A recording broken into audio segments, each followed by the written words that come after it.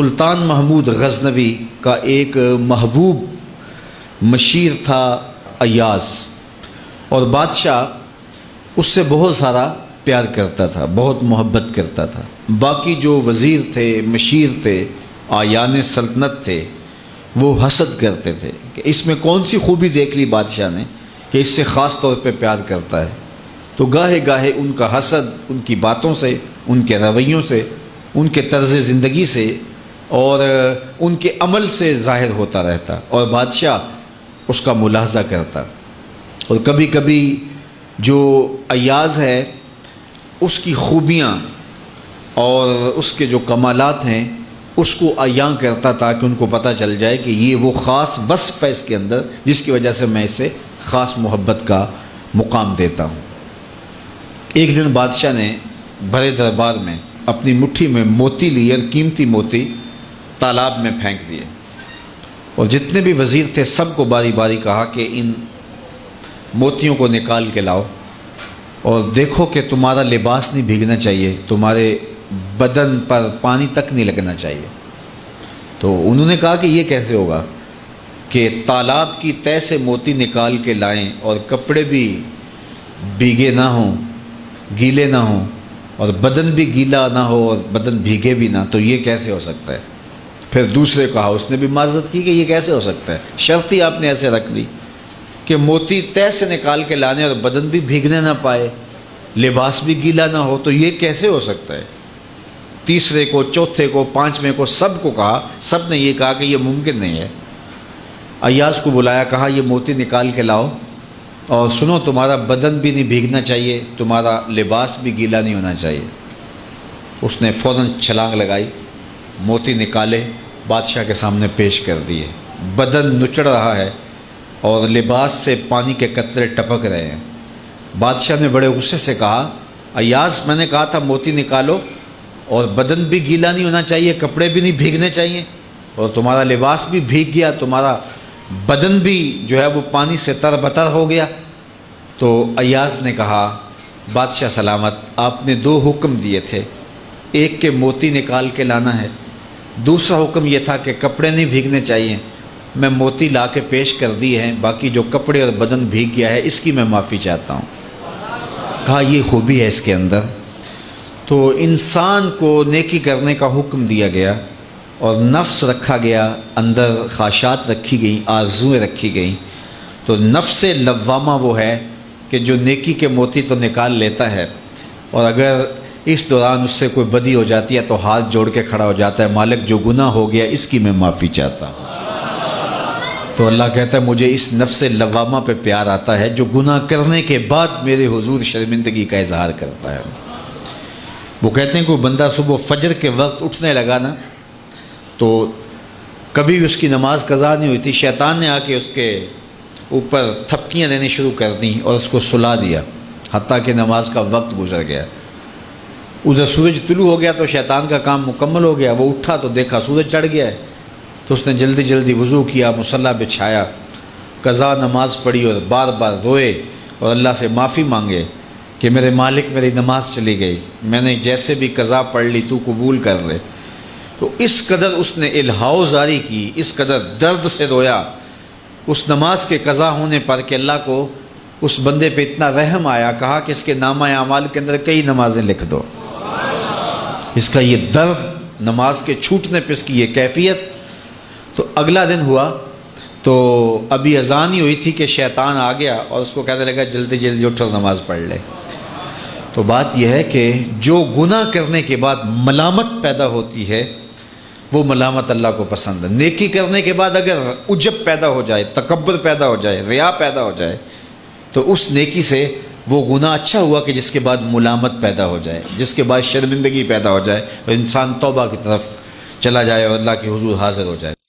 علاء الدین خلجی حضرت نظام الدین اولیاء علیہ رحمہ کی بارگاہ میں حاضر ہونے کے لیے ترستا تھا کہ مجھے حضرت نظام الدین اولیاء کے حضور حاضر ہونا نصیب ہو، لیکن آپ اس کو کہتے تھے فقیر کی خانقاہ کے دو دروازے ہیں، اگر تو ایک دروازے سے آیا تو میں دوسرے سے باہر نکل جاؤں گا، اور اگر تو نے زیادہ تنگ کیا تو میں تیرا شہر چھوڑ جاؤں گا، اللہ کی زمین بڑی وسیع ہے، تیرا وطن تیرا ملک چھوڑ جاؤں گا۔ ایک دن اس نے آپ کی خانقاہ کے اندر اچانک پہنچ کے آپ کی خانقاہ کے اندر جانا چاہا، تو آپ نے خادموں سے کہا دروازے بند کر، تو دروازے بند کر دیے گئے۔ بادشاہ سمجھا کہ یہ اتنے پکے لوگ ہیں فقیر کہ مر جائیں گے دروازے نہیں کھولیں گے، تو کچھ تو خون ہوگا۔ اس نے کاغذ کے ایک ٹکڑے پہ لکھا اور خادم کے ذریعے حضرت کو پہنچایا۔ لکھا یہ کہ کیا بات ہوئی کہ بادشاہوں کی چوکھٹ پہ بھی بواب چوکیدار اور فقیروں کے دروازوں پر بھی بواب، فرق کیا ہوا شاہی میں اور فقیری میں؟ تو حضرت نے کاغذ کے ٹکڑے کی پشت پر لکھا فرق یہ ہے کہ بادشاہوں کے دروازوں پر جو بواب ہوتے ہیں وہ فقیروں اور سائلوں کو روکنے کے لیے ہوتے ہیں، اور فقیروں کی چوکھٹ پہ جو بواب ہوتے ہیں وہ بادشاہوں کو روکنے کے لیے ہوتے ہیں۔ اس نے کہا حضرت اگر آپ اجازت دیں تو میں آپ کی خانقاہ کی زیارت کر سکتا ہوں؟ آپ نے کہا جاؤ کر لو۔ وہ گیا، خانقاہ دیکھی تو لنگر خانہ دیکھا، مختلف جگہیں دیکھی۔ جب استبل میں پہنچا، گھوڑوں کا استبل تھا بہت بڑا حضرت نظام الدین اولیاء کا، تو جب وہاں پہنچا تو کیا دیکھا کہ گھوڑوں کی جو میخیں ہیں، قلے جو ہیں وہ چاندی کے ہیں، اور جن زنجیروں اور سنگلوں سے ان کے پاؤں باندھے ہوئے ہیں وہ سونے کے۔ تو بادشاہ کو پھر شرارت سوجی تو اس نے پھر کاغذ کے ٹکڑے پہ لکھ کے حضرت کو بھیجا، یہ کیا ہوا؟ بادشاہوں کے پاس بھی سونا اور فقیروں کے پاس بھی سونا چاندی، تو فرق کیا ہوا بادشاہوں اور فقیروں میں؟ تو شیخ نے اسی کاغذ کے ٹکڑے کی پشت پر لکھا فرق یہ ہے بادشاہ خزانوں میں سنبھال کے رکھتے ہیں، فقیر گھوڑوں کے قدموں میں ڈال کے رکھتے ہیں۔ تو ان کے نزدیک سونے چاندی کی اہمیت کیا ہوتی ہے؟ جب بہار چین، یہ بہت بڑا قیمتی قالین تھا، ایران جب فتح ہوا حضرت فاروق اعظم کے زمانے میں، تاریخ پڑھیں تو یہ بہار چین ایسا قیمتی قالین تھا کہ اس زمانے میں اگر کسی کو وہ بہار چین پہ بٹھا دیتے تو وہ ساری زندگی ناز کرتا کہ میں بہار چین پہ بیٹھا ہوا ہوں۔ تو حضرت عمر کے زمانے میں جب ایران فتح ہوا تو وہ بہار چین قیمتی جو قالین تھا وہ اونٹوں پہ لاد کے مدینے بھیجا گیا، اور جب وہ مال غنیمت اترا اور اس میں بہار چین بھی تھا تو لوگوں نے پوچھا کہ کیا کیا جائے؟ کسی نے کہا مسجد نبوی میں بچھا دیا جائے۔ تو حضرت عمر نے کہا یہ اس قابل کہاں ہے کہ مسجد نبوی میں بچھایا جائے؟ تو کہا کہاں رکھا جائے؟ مسجد نبوی سے باہر جہاں لوگ جوتے اتارتے تھے، حضرت عمر نے آرڈر دیا کہ یہاں بچھا دو، لوگ جوتے صاف کر کے مسجد میں جایا کریں۔ جس قالین پہ زمانے کو ناز تھا وہ قدموں میں بچھا ہوا تھا۔ یہ اسلام کا مزاج ہے۔ حضرت عمر کا زمانہ ہے، آپ جانتے ہاتھ میں کوڑا رکھتے تھے، تو آپ جا رہے تھے، ایک شرابی تھا ہاتھ میں، اس نے بوتل شراب کی پکڑی تھی، گلی کا موڑ کاٹا اس نے تو آگے حضرت عمر نظر آئے۔ حضرت عمر تو موقع پہ سزا دیتے تھے، ہاتھ میں درہ پکڑا ہے تو اس نے دل ہی دل میں کہا مالک عمر کے قہر سے بچا لے، پکی توبہ کرتا ہوں آج کے بعد شراب نہیں پیوں گا، اور جلدی سے وہ شراب کی بوتل بکل میں بغل میں دبا لی۔ حضرت عمر بھی سر پہ پہنچ گئے اور جھڑک کے کہا کہ یہ تیرے پاس کیا ہے؟ تو ڈرتے ہوئے کہا حضرت سرکہ ہے۔ تو عمر سے کہا نکال، تو جب نکالا تو واقعی سرکہ ہو گیا تھا۔ جو رب شراب کو سرکے میں بدلنے پہ قادر ہے وہ رب گناہوں کو نیکیوں میں بدلنے پہ بھی قادر ہے۔ تو اس کے در پہ کوئی آئے تو صحیح، جھولی پھیلائے تو صحیح، ہم تو مائل بکرم ہیں کوئی سائل ہی نہیں، راہ دکھلائیں کسے راہ روے منزل ہی نہیں۔ کوئی اس کی دہلیز پہ تو آئے، اس کی چوکھٹ پہ تو آئے، بلکہ اس کی رحمتیں تو بہانے ڈھونڈتی ہیں۔ بشر حافی ایک بہت بڑے شرابی تھے اور زندگی شراب کے نشے میں دھت گزرتی تھی۔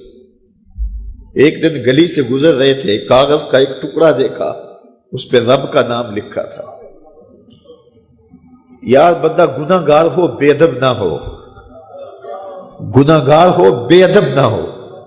تو کاغذ کے ٹکڑے پہ رب کا نام لکھا تھا، اس کو اٹھایا، چوما، صاف کیا، خوشبو لگائی اور اونچی جگہ پہ رکھ دیا کہ یہ میرے رب کا نام ہے، اور شراب پینے پھر میخانے میں چلے گئے۔ وقت کے ولی کو الہام ہوا، جا ڈھونڈ بشر کو اور میرا سلام دے، اور اسے کہہ کہ تیرے رب نے تیرے سارے گناہ معاف کر دیے۔ نکلا، پوچھا بشر کون ہے؟ لوگوں نے کہا وہ تو بہت بڑا شرابی ہے۔ اللہ اکبر۔ گھر پوچھا، کہا وہ شراب خانے میں۔ شراب خانے میں پیچھے چلے گئے۔ وقت کا ولی اللہ شراب خانے کے دروازے پہ دستک دے رہا ہے۔